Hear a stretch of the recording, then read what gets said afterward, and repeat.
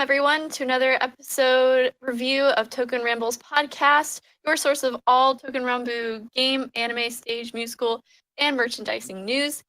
If you want to know more about us, you can follow us at Touken Ranbu's podcast on our Podbean, YouTube, Twitter, and Facebook. And we just recently made a Discord open to everyone. So if you want to interact with us more, join our Discord at discord.me/ToukenRambles. Everything will be listed in the description below. All right, so we have a special podcast review of the most recent musical that's been released on DMM, which was Tsuwamono Domo. Particles escaping me. Ga Yume no Ato. There we go. Yes. Okay. And we'll be kind of discussing all of our thoughts and expectations about the musical. So I'm your host, Marissa, and with me I have our co-host and the one in charge of the musical and stage reviews. We have Jessie. Hey! And once again joining us is the wonderful Alexi. Hello. And our Disney princess for the night, trapped in the car, Sarah. Hi, everyone.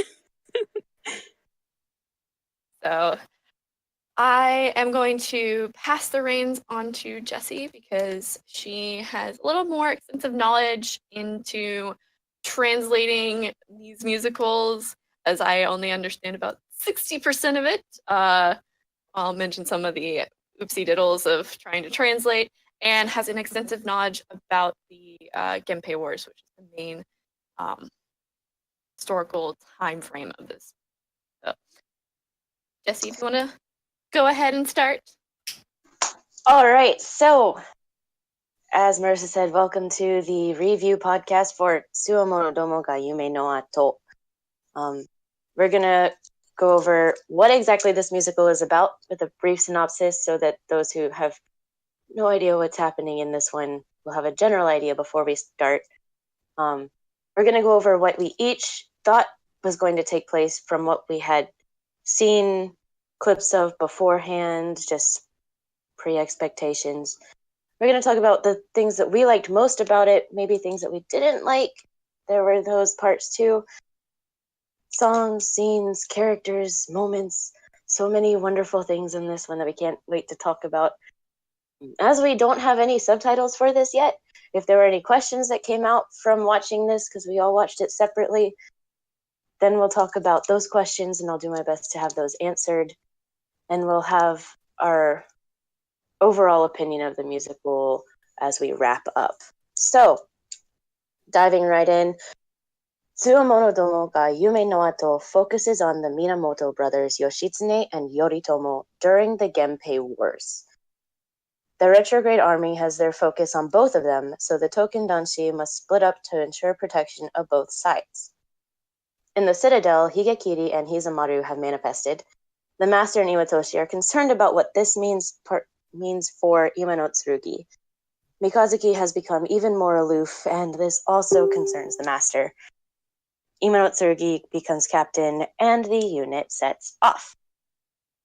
So, what were some of our expectations going into this musical? Let's start with Alexi. Going into this, I just expected pain, to be honest. I didn't think too much about it, except I saw some nice, wonderful clips of my favorite song, Touken Ranbu 2017. So I was getting really excited for that. But other than that, I didn't really know what else to expect other than that. And apparently, I saw a lot of posts on Tumblr about Gigi not being as like carefree as we think he is, and I was like, oh no, oh no. But other than that, I really didn't have anything that I was really expecting from it other than pain. Marissa.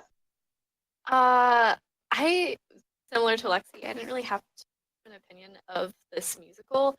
I'm not a huge big person on social media, but some of the stuff that I was seeing and Jesse and Sarah were sending me, I was seeing a lot of cute pictures of Yoshitsune posing with Hizamaru and Iwano Tsurugi, and it made me like super like pumped to see kind of that relationship and kind of seeing that, and also him Yoshitsune in his actual ridiculous armor, getting more historically accurate and getting more into the politics I was kind of hoping to get into, because the Atsukashiyama was a weird post thing. It didn't really get too much into the actual history because history had changed in that one at that point, like drastically. In this one, they really were actually trying to keep it set. So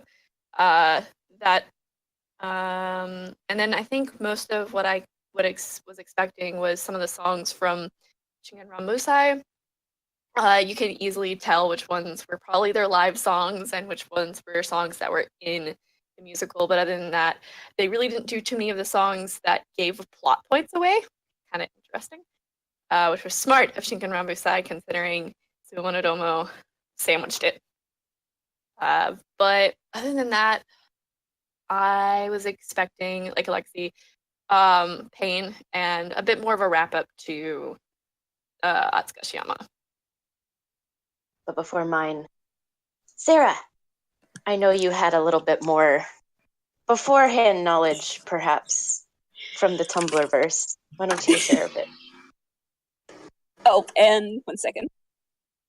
Yeah, so as before going on, as they mentioned before, I am in a car recording because I don't actually have Wi-Fi at my house.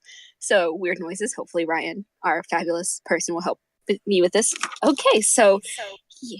As Jesse mentioned, I live on the Tumblr. So actually, back when it first came out, one of my favorite people who I follow on Tumblr had gone to see Tsuwamono Domo in person. So here I was just casually scrolling through, and they're like, review of Tsuwamono Domo, spoilers ahead. And my genius self was like, I'ma just click because I want the pictures. So I tried not to read all of it because I did want to save some for myself. But I did get a little bit of an idea of what was going on, which helps because I don't know any Japanese, actually. I know yes, no, and general basics of this person and that person. So it's very helpful for me to at least have some sort of basis. So I went in knowing that because he was up to something, he was trying to meddle, and that technically I knew he was doing it for the better good, if that even makes sense. But I didn't really know how or why or what even the situation fully was. And so I actually also knew that something was going on with Amano. But again, had no idea what that was, what was going on really. So I came in with some background knowledge, which was immensely helpful. But of course, Gigi managed to stump me the entire time because Gigi is Gigi. But yes, it was beautiful though. So I was pleasantly surprised by everything, and it was enjoyable. So yeah, that's what I came in with. I left with a lot more than I expected, a lot of questions, and yes, that was me. Awesome. Me going into it, I was sent part of that same post. I love you. Thanks, Sarah. I love you. Or at least bits. And I was really confused for a bit because I thought going into it that Kogitsune Maru was going to be the captain. And some of the gifs that people have shared made it really seem like that. I really didn't know what to expect going in. Just from seeing the pictures on Twitter, yeah, I saw that it was going to be Yoshitsune and Yoritomo and Higekiri and Hiza, and so I figured there would be some Genji feels in there. But I wasn't exactly sure how to take it. The Sanjo crew isn't exactly one of my favorites, so I was kind of apprehensive about it. Like I said, they aren't exactly my favorites, but I love them all. So it's kind of problematic. But yeah, I was really excited in general just to see where it was going to go. Since one of our lovely members couldn't be here, I'm going to share a little bit about what she thought too going in, because she also watched it, but because of Mother's Day shenanigans, she is spending time with her family, and we love her, and we want her opinions to be shared as well.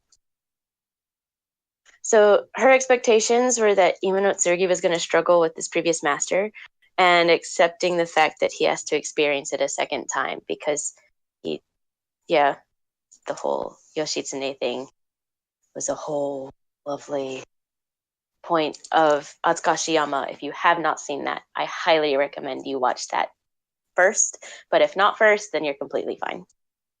So, moving from the expectations, going into the favorites. What did you like about it? What song scene stood out to you the most? Because for me, like I mentioned with Kogitsune, honestly, like he had some of my favorite parts. But I'll get to those in a few minutes. Who wants to start this time? Let's go with Alexi again. Well, my favorite parts were the duet between Hizamaru and Higekiri and their little introductions with the yayas, because Naki is my boy, and whenever I hear yaya, it hits my soul. Another thing, like another one of my favorites, because I was like, what part is actually my favorite?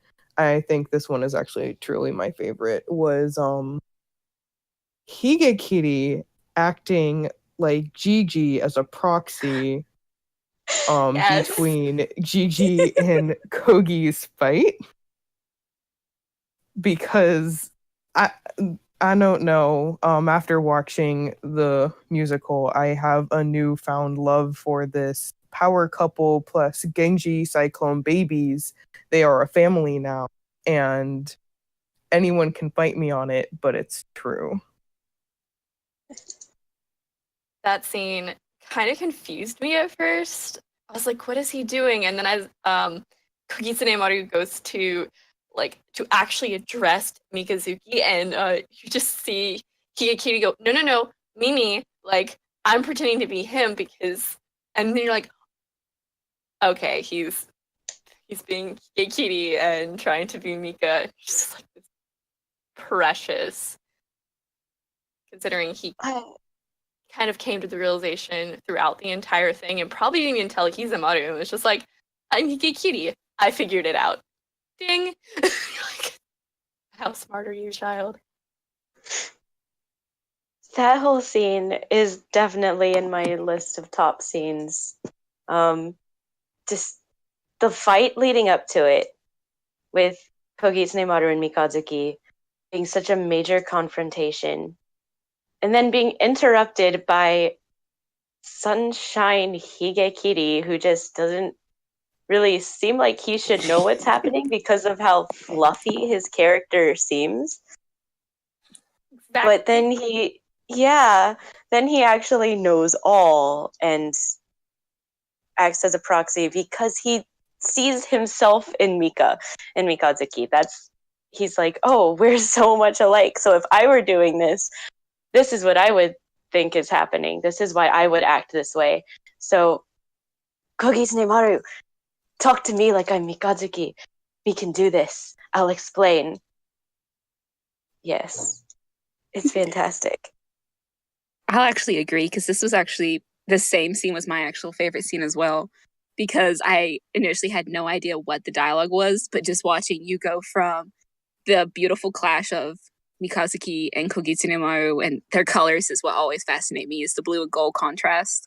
So watching them swirling across the stage, only to all of a sudden, boom, there is Higekiri, and just the entire comedic, adorable scene just killed me. And I made the mistake of watching this part of the musical in public, and may or may not have nearly fallen out of my seat more than one time. So it's fine. But yes, I love that scene so much. One of my favorite moments was when, near the beginning, when Kogitsune Maru had confronted Mikazuki, just in the Citadel, just like, oh, what are you doing here? You need to be headed to do your field work. And Mika like starts to scuttle off stage because he successfully distracted Kogitsune Maru, being like, if you worry too much, your hair's gonna fall out. You're gonna lose all of your hair. And Kogitsune just grabs his hair and strokes it, and he's like, just like you said, it's really important to take care of your hair. And then he runs after Mika because he realized, it's like, I'm not gonna let you escape your fieldwork. Come back. But most of my favorite scenes actually revolve around Kogitsune and Mika, because there's another part where Kogitsune is just always trying to find Mikazuki and stop what he's doing because he's always sneaking off or whatever. And when they split up, Mika and Kogi get put on different teams. But Kogi immediately goes against this and he's like, why are we not together? Why are we not in the same group? And Mikazuki's instant reaction is to turn away in a most shocked voice and say, are you actually my master, Kogitsune Maru? Causing the entire crowd and all of the swords to like just laugh and be like, yeah, no. But they get on each other's nerves so much at this point, and it kind of cracks me up. It's a little painful, but it's also adorable. Hearing that line translated, the "Are you my master?" just probably is making every single Mika Kogi shipper squee with utter and sheer delight at how just adorable that scene is. So. And he mentions it so many times throughout it because Kogi's just trying to keep tabs on him. And Mika's like, are you my master? You can stop now. You're not my master. But are you my master? I still say yeah. drinking game anytime you hear Mikazuki Dono, which do not encourage drinking on because I know underage people play this game. But if you did, you would be drunk in probably 10 minutes because constantly just Mikazuki Dono, Mikazuki Munechika Dono, and then those few times you just hear Kogitsune Maru Dono, it's precious. I'm going to kind of go away from the Mika Kogi moments for my favorite scene. Mine was the kind of when everyone's singing about the events of the Genpei War and just that awesome scene of events going down on the main floor while the swords are kind of up in that the stair rock formation thing while they have the projectors behind them projecting the events in kind of the very stylized painting forms that you've kind of seen. So I really enjoyed that one. The song was incredible. Completely agree. That song was fantastic. And my heart was so happy that entire scene as they were playing through the Genpei Wars. Oh, because they went battle by battle with what Yoshitsune did, with what Benkei did, and they even included the battle at Yashima with Yoichi, the archer, the famous archer. And actually, a lot of the really good archers in anime today, or in works today, are named Yoichi because of that specific historical figure. So the fact that they included him in that too, I was really excited for. And just the song was so pretty. Yeah. I have a question about that scene because obviously he's this famous archer. Why exactly was he aiming for the fan on top of the pole that the lady was carrying? That I didn't understand. That I don't quite get either, to be honest. I don't remember that bit in anything that I've come across. Maybe it was a test to show his marksmanship, and maybe it was symbolic of him hitting someone instead of just a fan. That part, I don't know as much about the Battle of Yashima as I should. I just know more about the overall premise of the wars itself, unfortunately.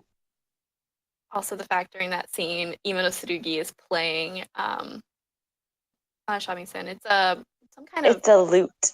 It's a lute. It's a Japanese lute. And it was cute that he was the one playing it playing it. Air quotes around playing. He really wasn't, but playing it during that entire scene. So. Yes.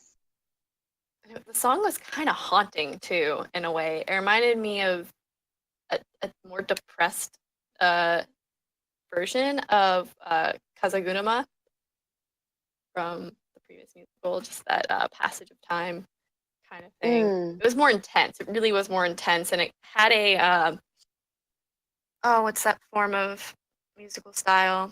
You hear it in No theater, but they had that kind of that style of singing that you heard in Koki Tsunemaru's song at the very beginning of the musical, which I find interesting that now they've gone away from, hey, first song in the musical is this rendition of Touken Ranbu.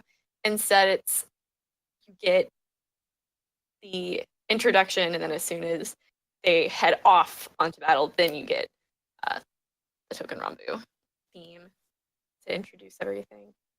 Because we had Nugimasho as our first song from the previous musical, which kind of threw me off. But this one didn't throw me off as much, but at the same time kind of did, because all of a sudden you're hearing Koki Tsunemaru just like kind of wail, sing. His like warble-like thing. Yeah, it's that warbling. It's the more traditional style of singing. Like, it's from the traditional performance styles. I honestly love that because it stays true to the era that the swords are from. Like, because all of that was being formed during the Heian Jidai, which is when all of these swords came from. And yeah, especially with Kogi's song, how it started out with that. I was really curious, to be honest, Marissa, how you were going to handle the Touken Ranbu thing being song number 5 in this, as opposed to it being the third song in Mihotose and the first song in the first two. Because I know you really struggled with that with Mihotose. It just threw me off because they had Touken Ranbu as the first song for both Trial and Atsukashiyama and Bakaten, and then all of a sudden in Mihotose it's like rock ballad thing with Nugi Masho, and you're like, why are we saying Sengo first? This is a really interesting lead up. And then this one was like, oh, it's the Kogi song that I heard from Shinken Rambusai. Not as totally thrown off because I heard this song already. But at the same time, I was like, okay, we're probably not going to get Touken Ranbu until much later, when it actually is kind of more necessary for plot instead of just, hey, it's the intro song, then plot. Alexi, Sarah, did either of y'all have a favorite songish type thing from the Hompen? I know I died whenever Higa and Hyuza did their duet again, because that was a beautiful song in Shinken, and then seeing it again here where it was originally performed. And I did have a fun moment when I was watching it to notice that how they'd had to change the moves, since this stage is so much smaller than Shinken, so they had a pause in the middle. And all I could imagine the entire time was thinking, they learned this one routine, broke it, had to learn different parts to it, came back, had cut out different moves, but it's still so beautiful. And just listening to them, they like Miura and Akira pair so well, their voices do, and the fact that both of them are just flipping and spinning around stage kills me every single time. In a good way. Yes. I just remembered I remembered it's called enka. It's the type of traditional Japanese style of singing. The enka one. I knew it had ka in there somewhere. There Found it. It's that warbly bit that you get from no theater. Alexi? Hi. Yeah, I was waiting. I didn't want to interrupt. my well, Kogi's song, which when I first heard it, when I first saw Shiken Ranbu 2017, I was like, I don't know why this song is so different, but it hits my soul and it's one of my favorites. Like, hands down, one of my favorites. So seeing that again, literally singing along with it in the middle of the living room, and my mom being like, "Oh no, not that song again," because she wasn't particularly fond of it when I showed it to her. When I showed her She Can Rumble Side, but that's a different story. I was getting really excited about that. Of course, I was super excited for Higekiri and Hizamaru to do their little duet. Literally to the point of watching clips of it on Instagram over and over and over again before even watching it, and then being excited there. Imano singing the song from the first musical, which was my favorite song from the first musical. It's like, yes, yes, baby, sing the song, sing the good song. And yeah, that basically sums up my happiness from the very beginning of the musical, actually. Oh, Imano's version of Nagoritsuki was beautiful. When he sang it and finished it, Mika appeared, and he mentioned that he knew this song. And Imano was like, "Yeah, I was taught it. Iwatoshi taught it to me."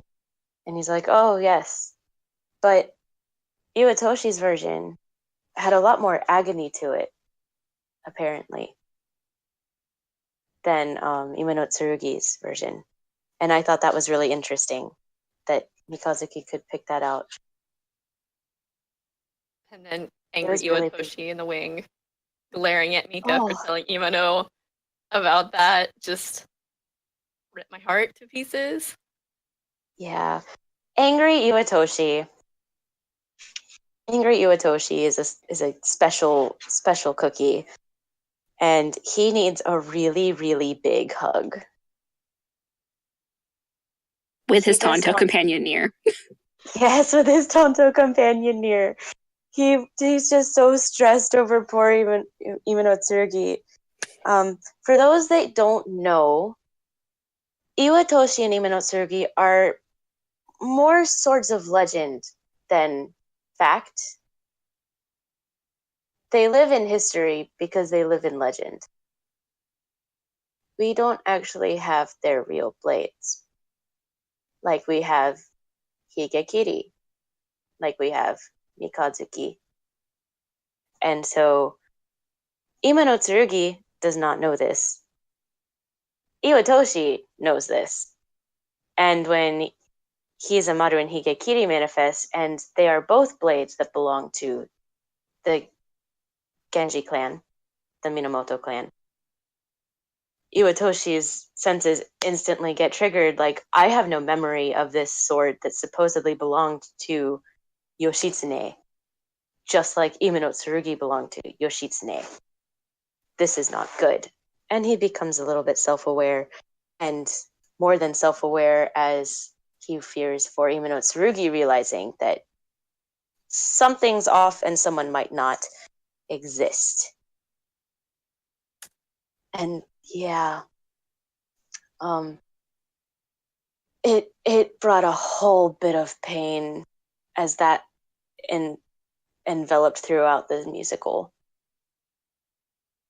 especially as the musical progressed. Possessed as it possessed.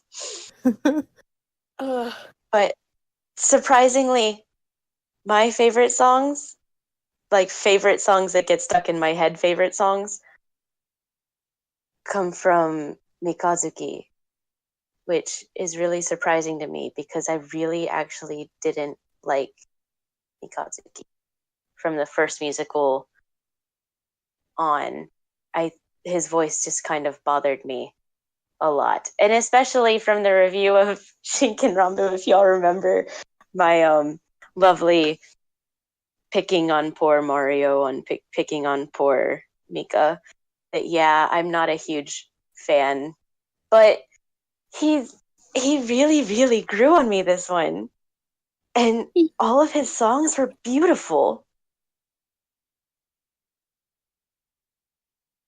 And yet, I don't actually really remember his songs, except I remember him dancing around with a lotus flower and went, there's symbolism behind this lotus flower. I know there is. There's something behind this, but most of the songs I even remotely remember are from the very beginning up until like Touken Ranbu and then the final song. That was about it. They really pushed most of the songs kind of in that beginning half, and then most of the songs later on were really only Mika singing, or they were like a duet. Him and someone else. Yeah, and they were really, really pretty Mika songs. To be fair, though, I have kind of watched this Multiple times. pretty much. I think I've had it on every day this week. And we re-rented it Sunday. And it is now Saturday. Yep. I would have watched it more if my VPN was not being a turd. The Mika songs were also kind of painful.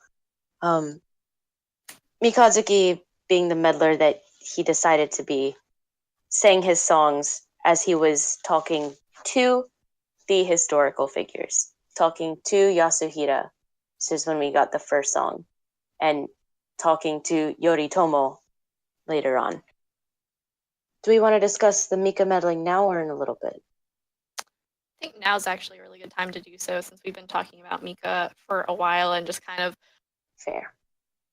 floating around what he has done during this entire thing. Right. So Mika, being the fleety little meddler that he is, had noticed that the historical figures weren't exactly acting like he knew them to have been in history. During the Genpei Wars, to start with, Yoshitsune and Yoritomo were in separate locations because they got sent there due to a rebellion caused by their father. So Yoshitsune was in Kurama in Kyoto, and Yoritomo was in Kamakura. And Yoshitsune, he wanted to help his brother, and as he heard that Yoritomo was building an army to go against the Taira clan, which was the current ruling family, and he then worked to get to his brother. So that's why the group had to split up, because when they started, they hadn't met yet, and they needed to keep them both safe. Finally came together.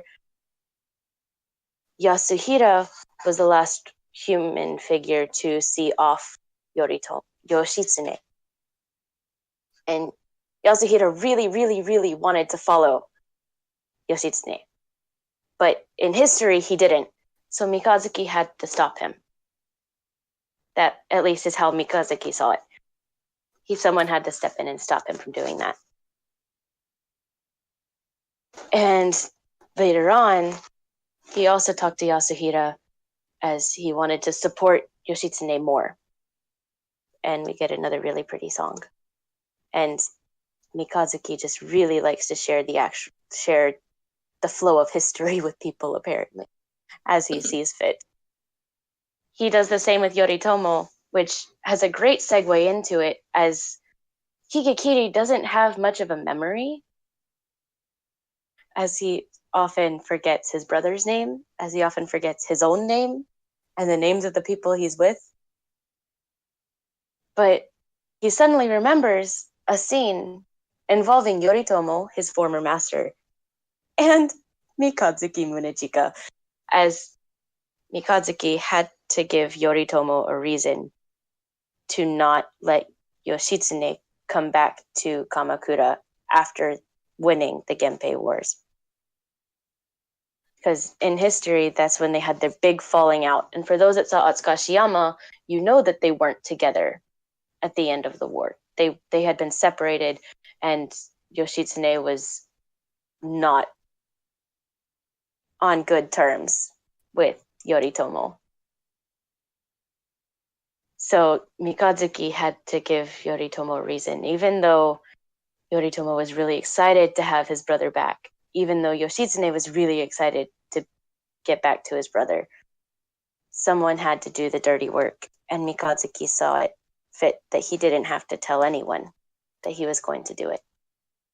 But his songs to do so were probably my favorite part. One of the sad things about, if you think about it, when I was going at the end when you were summarizing that whole thing, I was like, why exactly was Mika doing it? Because I could kind of guess, but at the same time, I was confused, like why those historical moments weren't actually happening because of the jealousy placed in Yoritomo and a little bit of the jealousy in Yasuhira as well. You notice Mika really only talks to Yasuhira and Yoritomo and does not ever mess with Yoshitsune because even in his last moments, he still cared about his brother and wanted and looked up to him, and he felt betrayed. And it made sense why Mika didn't need to affect Yoshitsune because he stayed, his character stayed consistent. He just had to affect the other two that were a little too happy in the end. Mikazuki is also a really good supporter, though. We saw Iwatoshi struggling with everything, right? And then Mikazuki hovering and being like, oh, yeah, but kindness has all different kinds of forms, and there are different ways to be helpful. And so he takes Iwatoshi and shows him a scene of Yoshitsune and Benkei, on the run as they come into contact with two people or not two people, but an official and guards in a certain area. And they're trying to just pass through, but they wouldn't be let through because despite them having taken on different names and going on the ruse of being Yamabushi, being the wandering monks, that they should have been let through, but he looked too much like Yoshitsune to be allowed to do so. And Benkei, being the smart one that he is, thought the way to prove that he was not Yoshitsune was to turn and attack the poor guy and make a big scene about how much trouble he's always causing because he looks so much like Yoshitsune and how it's all his fault and he can't do this anymore and he's just tired of it all. And poor Iwatoshi is watching his former master beat up his beloved companion, and just the pain of that scene in general was very moving. That scene had me messaging Jesse, actually, with many screams of, why is Benkei doing this? What is happening? What is going on?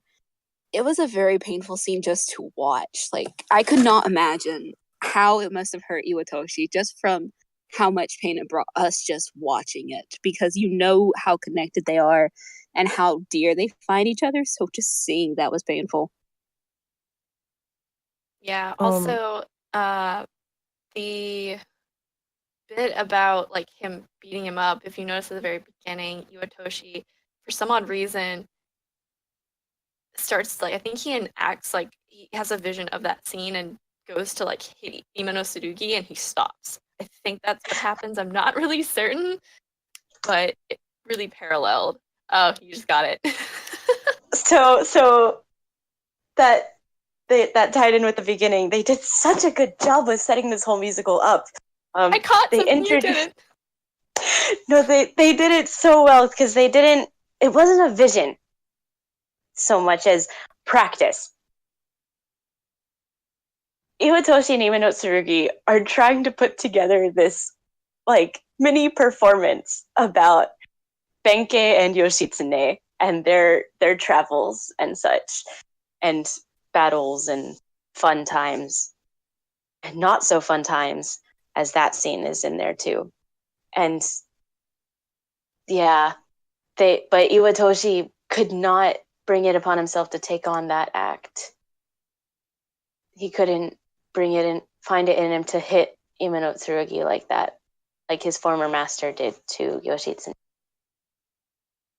Low key, I did not pick up on that, so I'm just sitting here reeling in surprise because that was just, it makes so much more sense now, and my brain is just dead. So yes, please ignore me while I continue to die.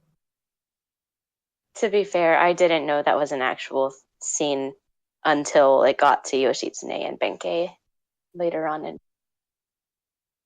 Yeah, I didn't catch it until I saw Benkei start doing that. And I noticed the sticks were the same ones that they had in the little backpack. So I was like, okay, that just could be like double use of props. And then he starts hitting him, and you see Yoshitsune nodding like, Benkei, this is the only way. And Benkei struggling to land that first blow, and he's just crying throughout all of this because he doesn't want to hit him because he's his master and he respects him too much. She's like, nope, I am not okay with this scene at all. But I'm actually really happy they included it, and a lot of the musicals have become a lot darker and like not as like dark gimmicky wise. Like the first one was a little gimmicky with the darkness, like Chitsune being taken over and becoming evil. But it really shows how dark of a time the Genpei Wars time, like this time period in Japan was. Like it was harsh. And we saw that with I think Bakuten as well. You see a little bit more of that with the Shinsengumi, and I cannot wait to see how dark the current musical that's ongoing is, because I have watched Hakuoki, and there are too many feels when they leave Kyoto and start pretty much losing everything. So both the musicals and the stage have been just hitting us so much with emotions that I can't contain. Indeed. Agreed. All the yes. And ouch. Agreed 1000. Alexi, how did you feel about that Benkei Yoshitsune scene? So like, okay, thinking back on that day, that eventful day that I had when I was like, okay, I'm gonna go home and I'm gonna watch it. I had to get up at 3 a.m. that day.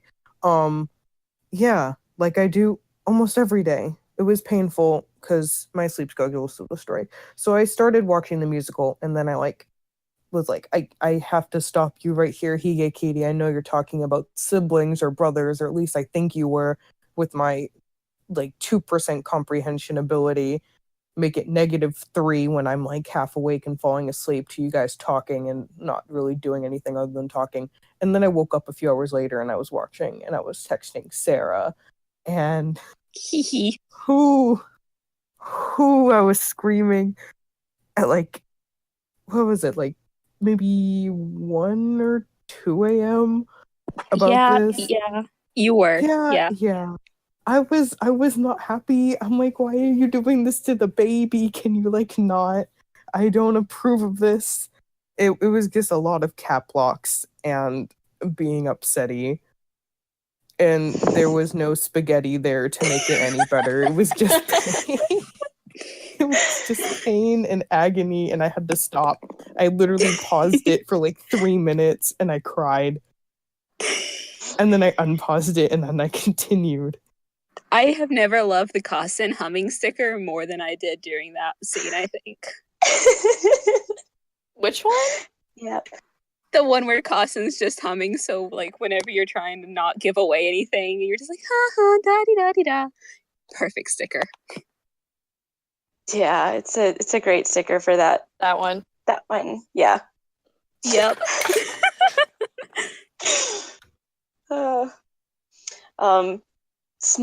One of her favorite moments, well, basically she said any moment Higekiri was on scene was her favorite part. Because he's such an oddball and added such a comedic relief. And she loved all of the Higekiri and Hizamaru songs. Yeah. But like, I have to point this out because real MVP, in my personal opinion, was Higekiri, but like Hisamaru was there, but I think I can count on my fingers how many times he was on the screen and said something. And I was like, it's okay, baby. I'm glad that you're healthy and well. It's okay, Hisamaru. You're gonna get your chance. It's okay. Yeah, And I he was was kind like, of it's okay. he was kind of the Kogi Tsuwamono of this film, like this one, because Kogi had next to no role in Atsukashiyama. Like he was very small. Like I was like, why is Kogi here? Just to fill out the Sanjo crew. That's about it. So hopefully we get Hisa in another musical and he gets more love and character. I love Hisa so much.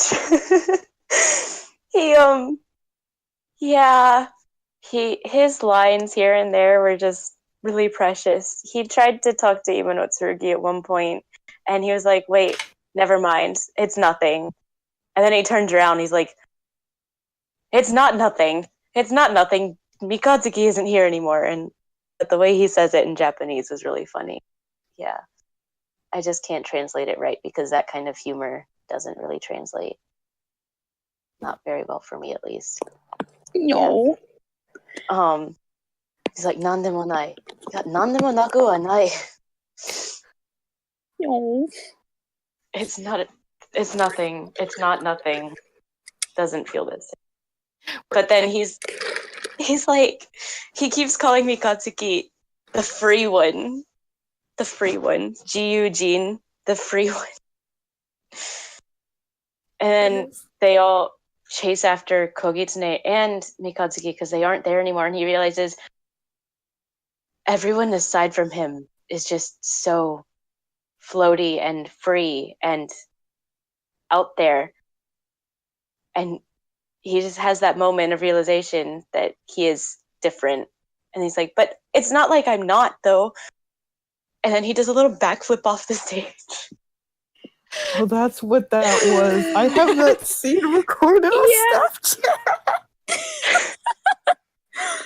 Oh, Lord. Child. Yes. He needs a So hug. he's as well loved, and yes, he needs the hug indeed. Poor baby is probably, I will say, he's still quirky in his own ways, but when it comes to all of the old swords, be it the Sanjo swords, Ukuisumaru, Tsurumaru, he's like the calmest, and he's like, how am I related with these guys? Like, how are we from the same time period? They're a bunch of weirdos who just sit on the porch with their feet in a bucket of water, drinking tea in the middle of summer. Like, how?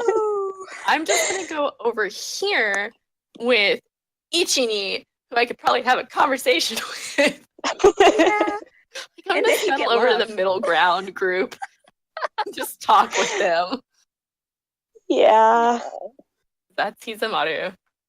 In a nutshell. Petition to give Hisamaru new lines that don't say Anija and like every other word.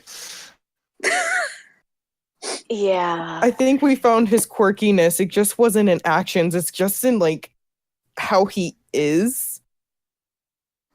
He has a brother complex. Yeah, he does. But we love him for it. Hope. Anija. So When there's he one last do scene in remember the his- musical. Oh, yeah. There's one last scene in the musical, and it's a song, and it is the song for the musical. And any thoughts on that? As Yoshitsune and Benkei flee off into the wilderness to the north, to Hokkaido. Yes! To the north to Hokkaido, to where they then in turn inspire the Ainu. And that's a whole nother history rant. Yep. Yeah. Just say Jesse and I were, well, Jesse saw it before me, and I was just messaging Jesse and Sarah towards the end, and I was like, Jesse! They're living! They're not actually dying. Like, Mika's letting them go. They're going to Hokkaido. And Jesse was like, I know, and I was like, yes, this actually, I'm really happy that they're kind of playing off of the myth a little bit again. So, Just side note, because everyone was messaging someone while watching this. You're not wrong. Except me. Except me, because I watched it first and I couldn't watch it with anyone, and I hate it. And I have decided I don't care what time it is, I don't care when it is. Whenever we watch something new, I refuse to watch it alone. You were spamming me when I was going to my high school. I had to keep it spoiler free. Do you know I how mean- hard that was? I mean, you Flashback could have to done when I what Sarah did, I'm sorry. I sitting caught in the myself. classroom, and I'm like, oh, what is this nice things? I caught myself. It was only like 6 or 7 messages, and I'm like, wait, this is not the Jessie. This is the Alexi. This is not who I'm messaging. Was it the sticker that gave it away? Because I sent you a sticker that said, when I get home, I will finally watch it. Yeah, that sticker kind of was like, wait. It says Carbo, which is my nickname for Jessie on my phone. It says Cara, but it's not. It's definitely not. And then I was like, wait, fix the screen. Oh, yeah. Whoops. So You're yeah. like, ignore this all. You will see it all eventually. Yeah. was I the last to see it? Gee. I think it was like me and Small, maybe. Small. Yeah, Small as well. Yeah. So that scene, I was so excited. They were going off to the north, and that song was beautiful. And Imano Tsurugi, just all of the feels. Considering he saw his master die again in Natsukashiyama, and this time actually gets to see him and Benkei go live happily away from everything. So Yeah, but his good pain feels. for that didn't stem quite so much from that, I think. Oh, it was when he goes to talk to Yoshitsune and he makes mention of his name, and Yoshitsune's like, okay. And even Tsurugi at that point just knows, okay, I don't exist, because he would have been like, oh, that's the same name as my dagger right here. And you'd feel like he'd acknowledge it, and now it's just like, okay. Yeah, he says his name, and Yoshitsune's like, oh, that's a nice name. And Imano Tsurugi turns away because he knows he can't look him in the face, and he goes, have you heard this name before? And Yoshitsune goes, nope, don't know it at all, but I'll never forget it even after I die. And that's when Imano Tsurugi dies. Crashes. Not dies, but crashes. And burns. Ouch. Ooh. Ouch. Those are two different things, but both very painful. I would like to reconsider and withdraw that statement. His heart goes through a major conflict then. Is that okay? He dies emotionally. Yeah. Yes, he dies emotionally. In which we are all Imano Tsurugi. Secretly, we are all him. I was Imano the Yes. entire musical. I was like, what is going on? There was a part where Yoshitsune was jumping up and down, and I was like, That scene. I'm like, oh my god, I know where the boy got it from. Look at him right there. That's him. It's the boat hopping. The boat hopping. He's recounting his boat hopping. He's practicing telling his brother this. And he's like, and then just wing and bounces and bounces.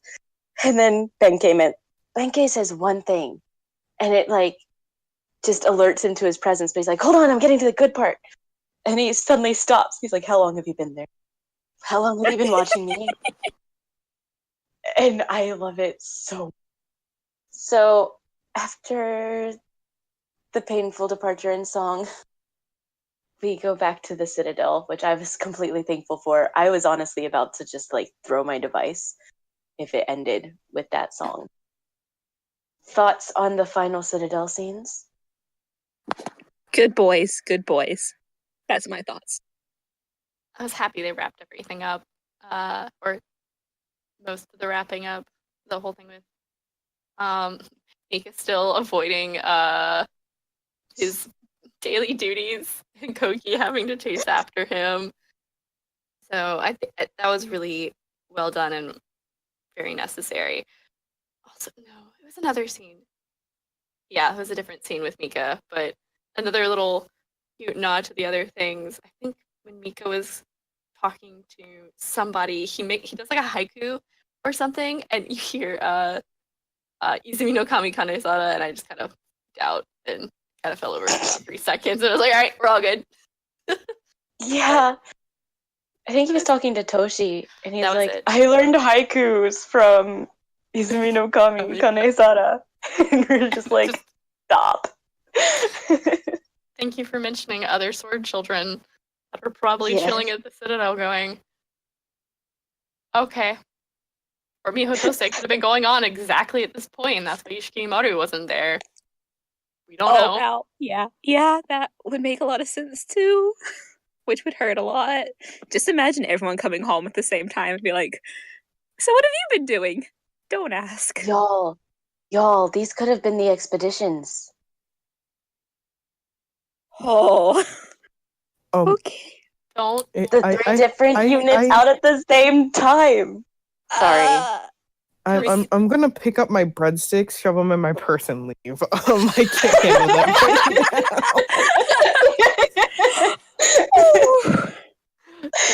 now. But no, Mihotose group was supposed to be an expedition group that got stuck because of the History Retrograde Army, and then Ishikirimaru as captain was like, all right, we have to stay. So it would make sense that Team 2 on expedition was going on while this was going on. So And honestly, Bakuten could have been an expedition too. no, I think it was a Kind regular of. mission. No. Because remember the Yeah, they listed because them the whole off. captain thing. Because we never had that whole captain thing in Miyotose. It was just like, all right, go. Like, we have to do this. I don't even think the master was only in it when Ishikirimaru was recounting the scenes. Yeah. That was about it. So, yeah. Expedition So, turned front lines. I actually had a thought when we were talking about Mikazuki wanting to do things himself, and it reminded me of Ishikirimaru, because didn't he want to like deal with there was someone who wanted to commit suicide. Yes. Nobuyasu-sama. Yeah. Nobuyasu. And then he wanted to do it himself as well. Shh. Okay, look you. I'm sorry. This It was a hurts. connection I made. I was like, oh no. I have to share this Sanjo with the babies, class no. now. Sanjo babies, no. The Sanjo babies just want to hold their hurt to themselves. They all do. Like it's a thing. They don't want to hurt other people, so they try and hold it in. But what the few smart ones in the groups know is that it's better to share the pain. Don't keep it inside. They need to share that pain and go home. Go Wasn't home, that baby. wasn't that in Bakuten as well? With with was. Nagasone and Hachiska? Well, Yes. Horisawa's over there just being like, sake? Sake. Happy child. You have a good boy, Marissa. I have a good boy, but my good boy might break a little bit in this current musical. Heck if I know, because it's gonna probably be the death of Hiji Katsutoshi, though. I am not looking forward to that. That is Apparently he gets tied up to a post at some point, so that'll be fun to see. Hori. Remember the scene with the Hori. What? Okay. There's a picture. I'll see if I can find it. Okay, you're saying that to me later. Yeah, that's a thing for later. Back to Tsuwamono. Also, wrap-up scene. Musicals first Kiwame. musical's first Kiwame. I'm really happy that it's Imano. It makes the most sense that it would be Imano, since he's gone through the longest journey out of most of the swords that could be Kiwame that they have in their crew. And he's kind of had a similar coming to everything as Sayo did in Akatsuki. It was the second one that he went out in. It was in Akatsuki. Yeah. It was, yeah. Him having the whole revelation going off and emo noise as well. So yay! I'm really happy they're doing that. So is he going to be Kiwame in a musical at the end of the year? Or is he going to show up in Shinken Ranbu Sai as Kiwame? They're probably going to do it in a musical, because why would they do it in Shinken Ranbu Sai, which is just their big old concert of fun times. We probably won't get it for a while though, because the next thing we have with Imano in it is just a rerun of Atsukashiyama. The one in Paris. Yes, Paris, but then also Tokyo. Can I express my final scene feelings? Oh please. No, you can't, Alexi. Yes, please do. Oh. Guess I'll die. Current mood throughout the entire musical. Basically, actually. So there was the Benki and Yoshitsune, they were walking, and then I was crying through that.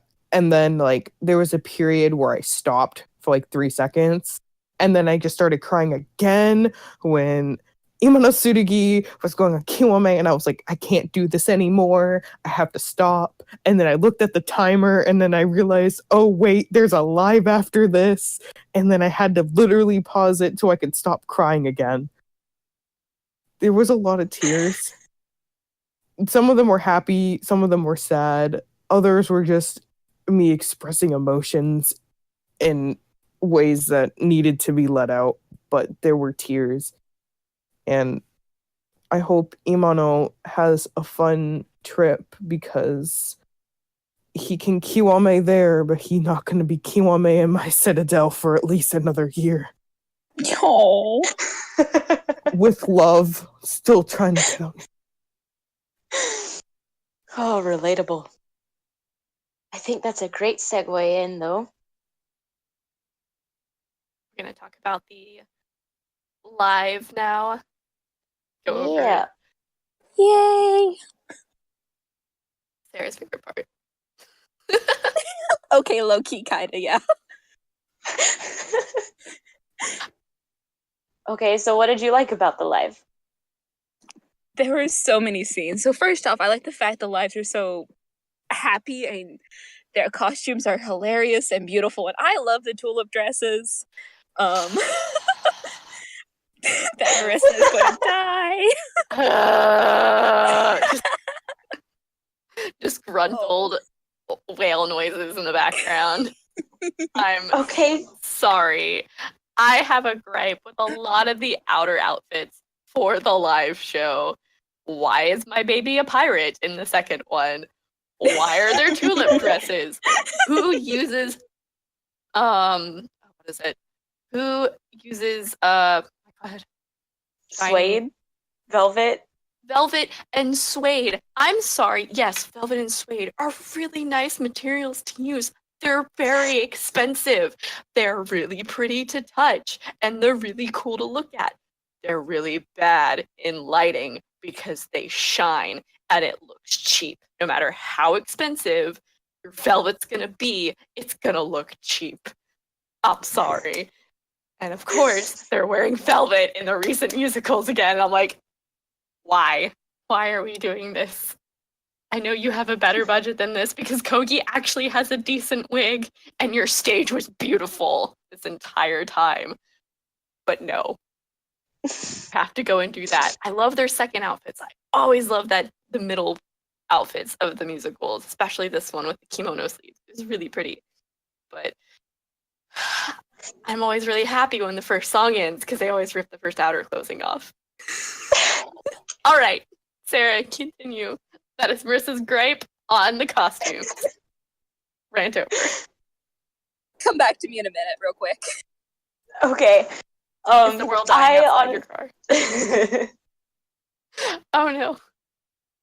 I honestly like the tulip dresses too. I love the whole outfit from like the bottom layer to the outer layer. Like I low key, high key really want to make Mikazuki's whole thing. Gasp. Yeah, right? Like Not your boy? what's happening? I don't know what's happening to me. It's just really flowy and really pretty.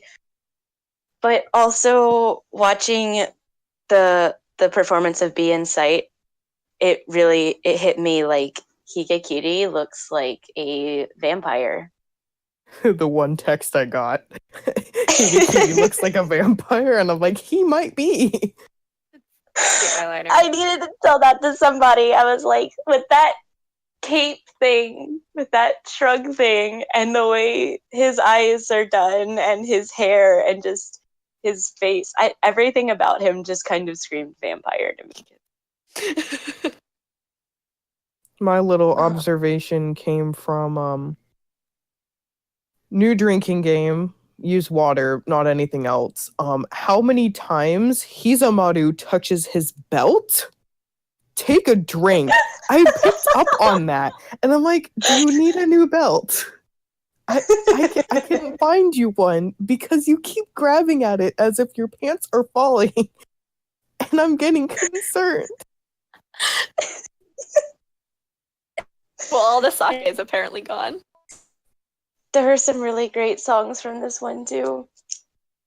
I absolutely adored Kogitsune's solo. Well, because speaking of drinking games, and was Imano Tsurugi and Iwatoshi's song about like something to do with drinking? I'm really confused about the intro with Benkei. Yeah, But I love that song. It's a great song. I can't. It's just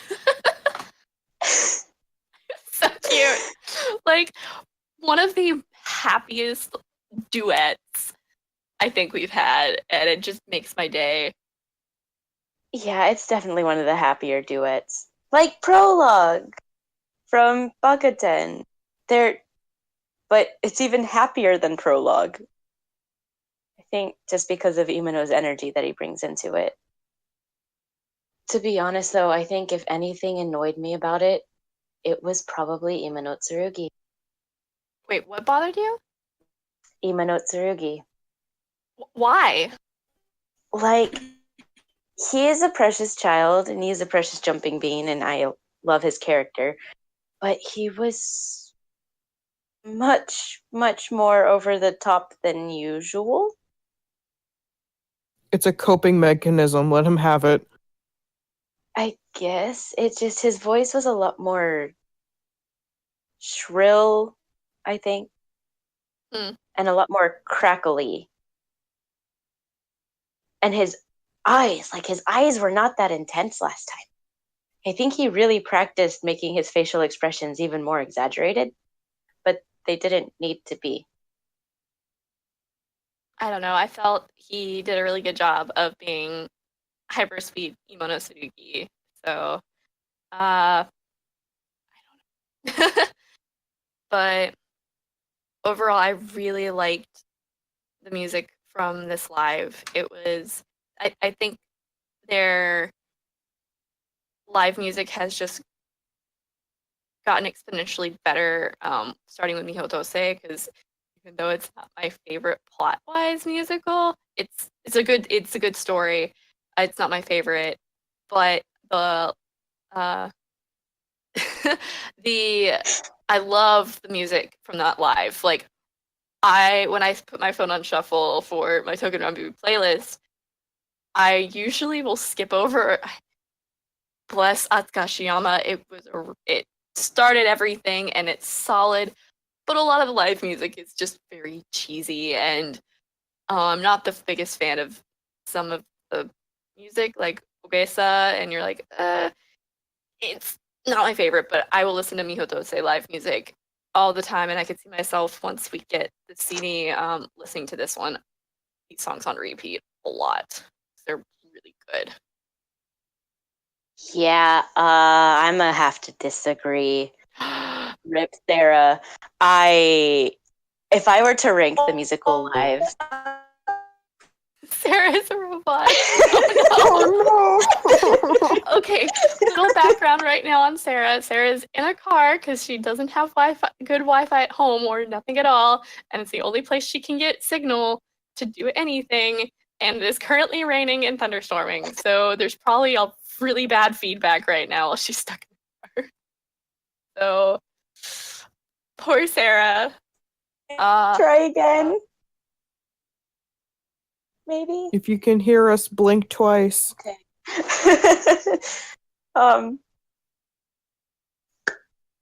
So yeah, while Sarah is suffering in the car, I'm gonna go ahead and continue my thought.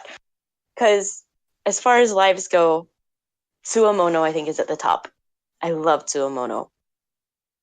Then it's a really hard tie between Bakaten and Atsukashiyama. But Mihotose is definitely at the bottom.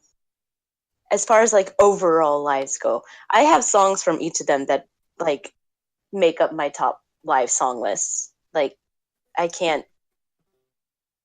have to include Nameless Fighter and Don't Worry. Those are definitely needed. But yeah, Rip Mihotose for me. I still haven't rewatched it since the first time I watched it, to be honest. I'm gonna be so honest. I've considered only watching the live again, but I'm like, nah, I should probably just rewatch it all full. But when it goes to lives, I think because there's the two I really don't remember would be Bakuten and Mihotose, because I just don't remember them. I've only seen them both respectively once. No, I saw Bakuten twice because I was watching it when I was studying for Japanese. And I was like, wait, we only got like 30 seconds of all these songs that like were my favorite, like Heart to Heart, that's my alarm tone. And I was shook. I was really shook and I was kind of sad and I'm like, oh. But the first one, much love, very love. I like the little marching thing they did before Mistake, because Mistake, just like my life, and I love Mistake. Yeah. I love y'all, but Miyotose deserves love. You live. Hey! Yay! I am Sponsor standing Sarah. outside, so have fun with this. Yes, this is fine. I heard y'all killing Miyotose and my heart is dying. It's fine. Fine. I'll just cherish the good babies. It's okay. It's okay. We're not saying that we don't love them. We're just saying that it's not top tier for us. Yeah, I have issues with Spee.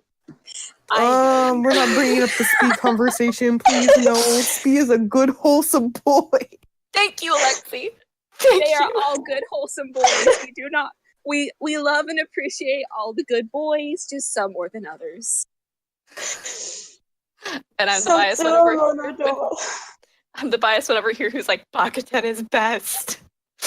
Bakuten live is life, okay? Bakuten is life. There is no denying that. But I can't watch Bakuten because my mom doesn't really like Hachitsuka. That's so sad. I know. It makes me sad whenever I think about it, and I don't want to say her nickname for him, but it hurts. He's just golden elf, golden boy, Saint Seiya. Current mood, forever mood. Anyway, for this live. I- How did we feel about this live? Can I please? Yes. Oh, goodness. Please do. I died this live. I loved it immensely because the whole Bean site came back, which was one of my favorite songs in Jinken 2017. But I loved how they made so many references to the other blades. So, for instance, the whole scene where like Kizaru comes out, and of course his brother's like, "Who are you?" Ishikimaru. And so you have the whole Aoa, which is one of my all-time favorite songs reference, where he's like, "Oh, okay." And so you see the other blades like die, like, "Oh, Ishikimaru-san." That gave me so much life to see. So right there, he's not saying that he's Ishikirimaru. They got help. They got help from Ishii. That makes me Yes. happier. Okay, that's gives cute. Ishikirimaru helped them practice. And Kogi did too, actually. But yeah, because they're like, oh, we're completely fine. We like the spotlight. We're the treasured swords of the Genji clan. Like, we can do this. Plus, we got help along the way. And he's like, yeah, from that one sword, what was his name? And he's just like, Ishikirimaru. That just He's like, gives me oh, yes. And so then they start copying him, and he's like, yeah, he's very serious when he's not dancing, but you get him to start dancing, and then he just started doing the bouncy AOA thing. And then Mikatsuki like mimics the Gohei movement that Ishii does, and just all the love. Especially because if you notice in Shinken Ranbu 2017, Ishikimaru and like Mikazuki have that whole little scene where they're going back and forth across the stage with their with the towels, essentially doing the Gohei movements against each other. So seeing that scene is just so magical, and I love their relationship in this. Agreed. But there's also other stuff that happened. Just like, for instance, I thought it was really interesting the scene where they, when they're setting up for their, oh Lord, Jesse, Otokomichi? Kanki no Hana, their version of Otokomichi. The same one for Mihotose, actually. Thank you. Because you know it would not go well if I try to say that one. But when they were setting up for that, I thought it was really fascinating that they did the whole thing with Yoshitsune doing a sword dance thing instead of like always it's just been the drums or something random. But seeing that was just like so powerful because it did tie everything together. So I thought that was really nice. Yeah, I really appreciated the connection to Mihotose, and I'm kind of sensing a theme where we have we had Otokomichi for Atsukashiyama and Bakaten, and for Mihotose and Tsuwamono we had Kanki no Hana. So what are we gonna have for 5? And 6? Dun, dun, dun. And just, yeah. By the way, we don't know a 6 yet. Just throwing that out there. Yes. Any final thoughts on the live? Did anyone else find it interesting to see how they put that sake song at the end, though? Instead of, because it's usually the end of their whole, I'm not going to do that name again, Jesse, so insert the name that Jesse had to supply before the striptease song. No Hana. Yes, the striptease song for them. Or the taiko song. Thank you, taiko song. Because poor Jesse dies every time I call it the stripper song. It makes a lot of sense. It's the taiko song. They always have the historical figures playing the taiko drums in the back to draw it out while they change from their live outfits back to swords. Or like it's that weird in between, but like the taiko song. Yeah. You know what I mean. Yes. It's better than my struggles with the fact I can't pronounce names or remember names until I've looked at them repeatedly. But yeah, did anyone else find it interesting to see how they did they went from the sake song to that little battle scene as, of course, Imano Sugi and Iwatoshi were changing? Because I thought that was really fascinating. Yeah, I thought it was really cool how they did that. It was a nifty transition. So, were there any questions that did not get covered as we wrap everything up? Any questions as we wrap up our general thoughts? all of the questions either got answered prior to this or just now during the podcast. The one thing I was really curious about was, do we know any background on the change in actors for Yoritomo, or was that just like he didn't want to reprise his role because the actor is different?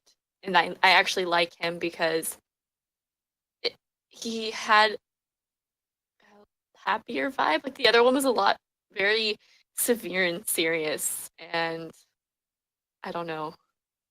I like this Yoritomo. I knew I forgot something in the beginning. It's fine. Yes, actually, there is a reason he did not reprise his role. I did some digging, and it turns out that Yoritomo's actor from Atsukashiyama, Gensai, and all the other things, he had to step down due to health reasons. Ooh. And Oh, he had no. been Why can't very much people be excited to be healthy? part of Tsuwamono Domo and Touken Ranbu Musical 2017. Like, he was supposed to be in all of it. And something happened, and there were no real details, just a blog announcement about it that was posted to Twitter from his staff, not even himself, that he got sick and had to step down. And that they were very sorry, and that he was very sad, and that they were very sorry for making people worry or things like that. And they wished the entire crew and cast like the best as they went about it. So that was very sad to see, actually. Hopefully he is okay and doing well, getting better, but there hasn't been any activity on, at least on his Twitter and blog, since last November. Oh wow. So he stepped down actually really soon before it was about to go down. So that whole sudden actor change, I'm really impressed. He did really well, our new Yoritomo. Wonderful understudy. Applause. Yes. Applause to this amazing Yoritomo. Yes. Anyone Some else? other interesting things I found out about the staff and crew that worked behind it. The lyricists have been the same since day one, That's interesting. along with the composers that I could tell and the choreographer and who does the staging and the script writer. So like it's all been done by the same people, which is really nice to see. They haven't really been changing. They've just been growing in their own talents, which is really cool. Because I've watched, I used to be into the Sailor Moon musicals, and after a while, they would start really changing directions at times. So they would, people would kind of switch in and out. So I wasn't certain if this one was going to be the same or if it's been consistent, because you can kind of tell choreography wise, it has pretty much been the same thing. I wasn't certain if it was like, oh, that's just how they do it because they've gotten so used to their characters that they do their movements certain ways. But it's like, no, they have the same choreographer and tate person that they've had since the beginning. The music has a similar vibe through most of them, which is really nice. And I'm going to give massive applause to the writers, because their ability to write has increased dramatically since that first show. We've seen them grow. Like, there was a huge leap between Natsukashiyama to Bakuten, and then has just progressed since then. And which is awesome. Hooray for growth. Yay! I will say it was also really interesting that, like, lyricist-wise, there were 9 or 10 lyricists for the live portion of Tsuwamono Domo Oh wow. ga Yume no Ato. There isn't that information for the others available readily online, so I could not double cross this information with like Baka 10 or Mihotose just yet. But yeah, that really surprised me. How many different people worked on these lyrics, on these different songs. So I thought y'all might be interested in that too. The more you know. There's a lot of work that goes into these productions, and they all deserve our respect, our support, our adoration. So whatever you can do to support the official releases, please do so, because every little bit counts.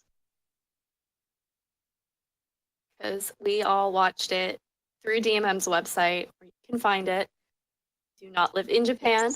As we've said before, go to type in to whatever search engine that you use, most likely Google, type in how to DMM, and there's a wonderful guide by a subber.